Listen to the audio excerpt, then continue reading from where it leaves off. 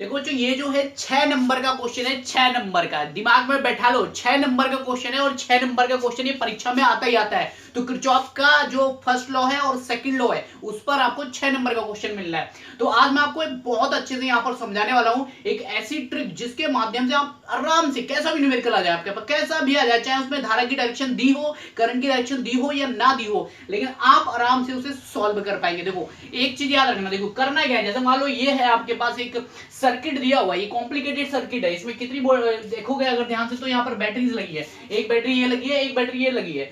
तो ये जो है 80 वोल्ट की बैटरी है और ये जो है 40 वोल्ट की बैटरी है। यहाँ पर 3 रेजिस्टेंस लगे आपके पास, 20 ओम, 40 ओम और 20 ओम। धारा की डायरेक्शन क्या दे रखी है, I3 जो करंट है आपकी वो इस डायरेक्शन में बह रही है और I1 करंट जो उस डायरेक्शन में ऊपर की साइड जा रही है और I2 करंट क्या है, नीचे की साइड जा रही है। ठीक है, तो अब आपको करना कैसे है, सिंपल सा लॉजिक है एकदम, आपको घबराने की जरूरत नहीं, चुटकियों में आप सवाल सॉल्व करेंगे, चुटकियों में। 6 नंबर का सवाल बिल्कुल चुटकियों में होने वाला है। देखो करना क्या है, आपको सिंपल क्या करना है, दो चीजें याद रखनी है बिल्कुल माइंड में। दो चीजें क्या याद रखनी है, देखियो अब यहां पर ईएमएफ की बात करें तो ईएमएफ जो है आपके किसी भी सर्किट का, जब भी किसी पास में आप ड्राइव करोगे, रोटेशन करोगे, ड्राइव पास का मतलब ये हो गया कि आप जैसे मान लीजिए एक पास ये है, एक पास ये है और एक पूरा पूरा बड़ा पास है। ठीक है, जब आप ये नियम पढ़ेंगे तो आपको पता होगा कि पास क्या है। ठीक है, तो पास में रोटेशन करने के लिए मैं आपको बता रहा हूं कि आपको दो चीजें याद रखनी है। क्या, एक तो ईएमएफ जो है आपका हमेशा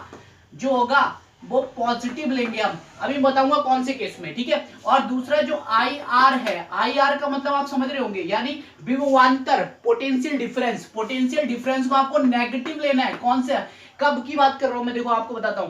देखो ये जो है, ये पूरी कहानी जो है आपको कब लेनी है, जब आप धारा के साथ में चल रहे हो, धारा के साथ में चल रहे हो, धारा के साथ में चलोगे तो आपको दो बातें याद रखनी है। क्या, ईएमएफ जो है हमेशा पॉजिटिव रहेगा और आईआर जो है हमेशा नेगेटिव रहेगा। बस ये दो आप कमाल की चीजें सीख लो, पूरा क्वेश्चन ऐसे हो जाना है, मक्खन एकदम मक्खन।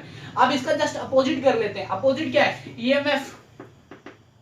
ईएमएफ जो है वो नेगेटिव रहेगा और आईआर जो है वो पॉजिटिव रहेगा। कब, जब धारा की डायरेक्शन जो होगी, धारा की डायरेक्शन क्या होगी, जब आप जाओगे धारा की डायरेक्शन में, अपोजिट डायरेक्शन में।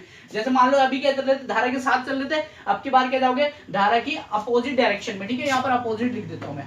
अगर आप अपोजिट डायरेक्शन में जा रहे हो तो कौन से नियम को फॉलो करोगे कि ईएमएफ क्या रहेगा आपका नेगेटिव और आईआर क्या रहेगा पॉजिटिव, और धारा की डायरेक्शन के साथ चलोगे तो ईएमएफ क्या रहेगा पॉजिटिव और आईआर क्या रहेगा नेगेटिव। बस ये दो चीजें याद रखनी है आपने, मक्खन की तरह आपका क्वेश्चन सॉल्व हो जाना है। अब देखो क्वेश्चन कैसे सॉल्व करना है, मैं आपको अच्छे से समझाता हूं। यहाँ पर ये देखिए दो चीजें आपके समझ में आ गई कि आपको धारा के साथ कैसे चलना है और धारा के अपोजिट डायरेक्शन में कैसे चलना है। तो एक चीज सबसे पहले यहाँ पर लिख लेते हैं। देखिए अगर फर्स्ट लॉ को यहाँ पर देखेंगे तो एक धारा यहाँ पर आ रही है, करंट अगर देखोगे यहाँ पर तो I3 जो है यहाँ पर आ रही है, इस साइड में आ रही है, और I1 जो है और I2 जो है दूर की ओर जा रही है। ये देखोगे अगर जंक्शन बन रहा है, ये जंक्शन बन रहा है ना, तो इसको मैं क्या लिख सकता हूँ, यहाँ पर ध्यान से देखो, ये वाली जो करंट है इसको मैं क्या लिख सकता हूँ, ये दूर की ओर जा रही है ना, तो ये हो जाएगा -I1 और ये क्या हो जाएगा -I2, क्योंकि ये दूर की ओर जा रही है, और I3 क्या है, आ रही है, जंक्शन की ओर आ रही है, तो ये पॉजिटिव लोगे ना,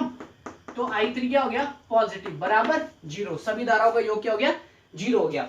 अब यहाँ पर देखो इसका मतलब ये हो गया कि I3 बराबर क्या आया I1 प्लस I2, तो इक्वेशन नंबर 1 कह दो इसे, यानी I3 की जो वैल्यू है वो I1 प्लस I2 है। अब यहाँ पर देखो फाइंड आउट क्या करना है, यहाँ पर आपको I1 I2 और I3 की वैल्यू निकालनी है कि I1 की वैल्यू कितनी है, I2 की वैल्यू कितनी है, I3 की वैल्यू कितनी है। तो अब सिंपली आपको क्या करना है, देखो सबसे पहले एक पहला पास ले लेते हैं, ये वाला। ठीक है, आप पास कोई सा भी चूज कर सकते हो, चाहो तो ये वाला, चाहो तो ये वाला, चाहे तो बड़ा वाला, कोई सा भी पास आप लोग चूज कर लीजिए, कोई दिक्कत वाली बात नहीं है उसमें।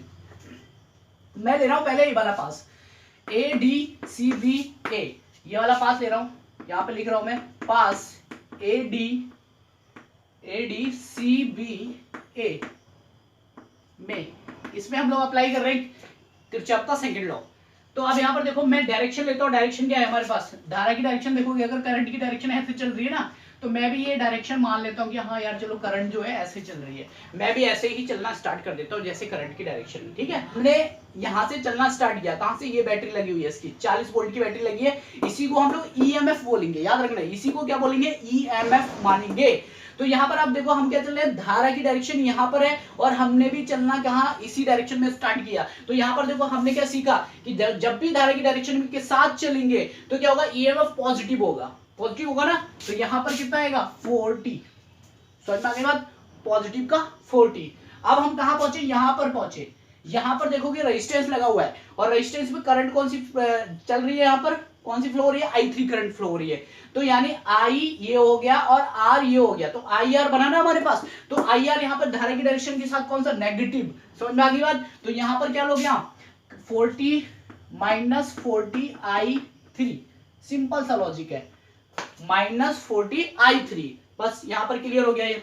उसके बाद आप पहुंचे कहां पर, इस वाले पे, इस रेजिस्टेंस पे पहुंचे, ये 20 ओम का जो रेजिस्टेंस है इसमें करंट कौन सी जा रही है, I1 करंट पहुंच रही है यहाँ पर, I1 करंट, यहाँ पर कौन सी करंट, I1 करंट। और चल कौन सी करंट के डायरेक्शन में रहे, ऐसे डायरेक्शन है ना करंट की, तो हम भी इसी डायरेक्शन में जा रहे हैं, तो धारा के साथ ही चल रहे हैं, करंट के साथ चल रहे हैं, तो IR क्या होगा, नेगेटिव होगा। तो यानी कितना हो गया, -20 I1, क्लियर है कहानी। फिर लौट के हम लोग इसी पास में यहाँ पर आ जाएंगे दोबारा से, तो दोबारा से तो कैलकुलेट करना नहीं है, तो सिंपल सा लॉजिक है, ये किसके इक्वल हो जाएगा, 0 के इक्वल।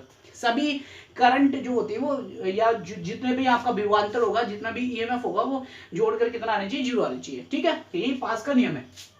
अब इसको आपको सॉल्व करना है बस सिंपली, और क्या करना है, सिंपल आप लोग इसे सॉल्व कर लेंगे। जैसे मान लो 40 I3 लिखा हुआ है, I3 की जगह क्या रख सकते हो, I1 प्लस I2, कहां से, I3 से, यहां से रख लोगे, और -20 I1 बराबर 0, यहां से कितना आया, इस 40 को मैं उस साइड लेके जा रहा हूं, तो यहां पर कितना जाएगा, -40, और यहां पर कितना जाएगा 40 I1 -40 I2, यहां पर कितना -20 I1 इक्वल्स टू -40, इतना हो गया। और यहाँ सब में माइनस का साइन हटा देता हूँ मैं यहाँ पर, तो सब पॉजिटिव हो जाएंगे, ठीक है, तो सारे पॉजिटिव कर लेते हैं। और I1 यहाँ पर है हमारे पास 20 I1 और ये है 40 I1, तो कितना हो जाएगा जोड़ने के बाद 60 I1 माइनस का, ठीक है।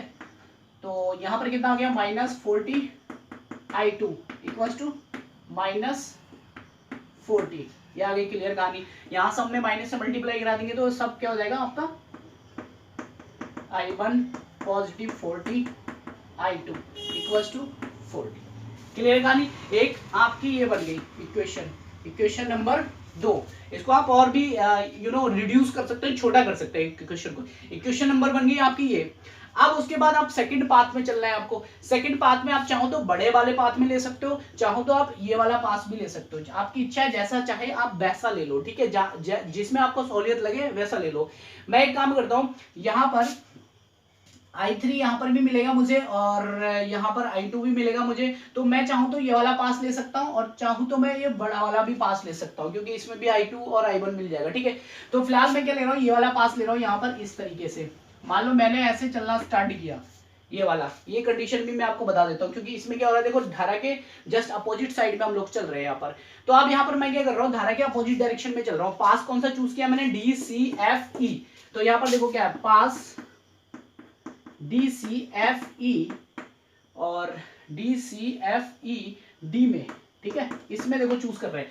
अब इसकी इक्वेशन बनाना सिखा देता हूं, बाकी आप खुद कर लेना, आराम से हो जाएगा। देखो यहां से मैंने चलना स्टार्ट किया, कौन सी बैटरी से, ये वाली बैटरी से चलना स्टार्ट किया, फिर से वही 40 वोल्ट से चलना स्टार्ट कर रहे हैं हम लोग, ठीक है।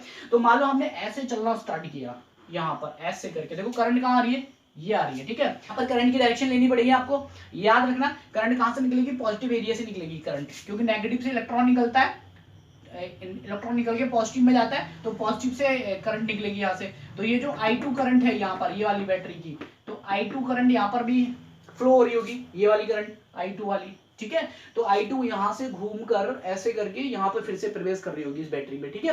तो यहाँ पर फिलहाल कौन सी है, I2 करंट है। तो अब यहाँ पर मैं चलना स्टार्ट कर रहा हूँ, तो यहाँ पर देखो 40 ओम है यहाँ पर। अब मैं क्या चल रहा हूँ, धारा के जस्ट अपोजिट डायरेक्शन में चल रहा हूँ, करंट के जस्ट अपोजिट डायरेक्शन में, ध्यान से देखोगे तो करंट के जस्ट अपोजिट डायरेक्शन में चल रहा हूँ। तो यहाँ पर देखो हमने नियम क्या लिखा था कि धारा की डायरेक्शन के अपोजिट चलेंगे अगर हम, तो ईएमएफ जो होगा वो नेगेटिव होगा और आईआर क्या होगा, पॉजिटिव होगा। तो सिंपल सा लॉजिक है, ईएमएफ को क्या रखना है, हमें नेगेटिव रखना है। तो ईएमएफ कितना है हमारे को 40, तो -40 यहाँ पर कर दे रहा हूं मैं यहाँ पर। उसके अलावा यहाँ पर जब मैं पहुंचूंगा, यहाँ से होते हुए यहाँ तक पहुंचा, तो यहाँ पर क्या मिला हमें, यहाँ पर आईआर मिलेगा। आईआर कितना, I2 और 20। तो यहाँ पर देखो धारा इस साइड में जा रही है, मैं इस साइड में आ रहा हूँ, तो यानी धारा की जस्ट अपोजिट डायरेक्शन में जा रहा हूँ। तो यहाँ पर कितना मिलेगा, 20। और यहाँ पर देखो आईआर क्या रहेगा, पॉजिटिव रहेगा। तो यहाँ पर कितना लिख लूंगा मैं, 20I2। अब यहाँ देखो मैं फिर से यहाँ जा रहा हूँ, धारा की डायरेक्शन ये है इस साइड में, मैं फिर इस साइड में जा रहा हूँ, और ये क्या है, ईएमएफ लगा हुआ है यहाँ पर। तो ईएमएफ अगर देखोगे 80 वोल्ट का यहाँ पर, तो 80 वोल्ट को क्या लूंगा मैं, नेगेटिव लूंगा, ठीक है। तो यहाँ पर क्या लिख रहा हूँ मैं, 80 वोल्ट, ठीक है। उसके अलावा यहाँ तक पहुंचा मैं, फिर से इस रेजिस्टेंस में पहुंच गया। यहाँ पर क्या हो रहा है, धारा इस साइड में आ रही है, मैं ऊपर की साइड जा रहा हूँ। तो इसका मतलब हो गया कि करंट जो है, करंट की जस्ट अपोजिट डायरेक्शन में जा रहा हूं। तो अपोजिट डायरेक्शन में जाने का मतलब ये हो गया I3 और 40 I3। तो यहाँ पर क्या लूंगा मैं, आईआर को क्या लूंगा, पॉजिटिव लूंगा। तो यहाँ पर कितना आ गया, 40 I3, और इन सब का योग क्या होगा, 0 होगा। सिंपल सी बात है। अब इसको रिड्यूस कर लेंगे, जैसे इसको रिड्यूस किया था, रिड्यूस करके एक इक्वेशन बनाएंगे, कौन सी, इक्वेशन नंबर 3। तो ये भी क्या हो जाएगी, I1 और I2 की टर्म में हो जाएगी, और ये भी क्या है, I1 और I2 की टर्म में। आपको सिंपली क्या करना है, इसे विलोपन विधि से, प्रतिस्थापन विधि से, बीजगणित विधि से, जिससे मर्जी उससे सॉल्व कर लीजिए। I1 I2 और I3 की वैल्यू आराम से आपकी निकल जाएगी। तो यहाँ पर देखो बस आपको सिंपली क्या करना है, आपको सिर्फ दो चीजें याद रखनी है, धारा की डायरेक्शन में चलना और धारा की डायरेक्शन के अपोजिट चलना। धारा की डायरेक्शन के साथ चलेंगे तो ईएमएफ पॉजिटिव रहेगा और आईआर क्या रहेगा, नेगेटिव रहेगा। उसके अलावा अगर धारा की जस्ट अपोजिट डायरेक्शन में चलेंगे तो क्या हो जाएगा, ईएमएफ जो होगा नेगेटिव रहेगा और आईआर क्या रहेगा, पॉजिटिव रहेगा। बाकी सारा केस ऐसे ही होगा, और इसमें आपको क्या करना पड़ेगा, I1 I2 और I3 की वैल्यू निकालनी पड़ेगी। तो ये आता है मात्र 6 नंबर में, आपको एक 6 नंबर का क्वेश्चन है और एकदम चुटकियों में हो जाता है। अगर अच्छा लगा हो वीडियो तो लाइक शेयर जरूर करना।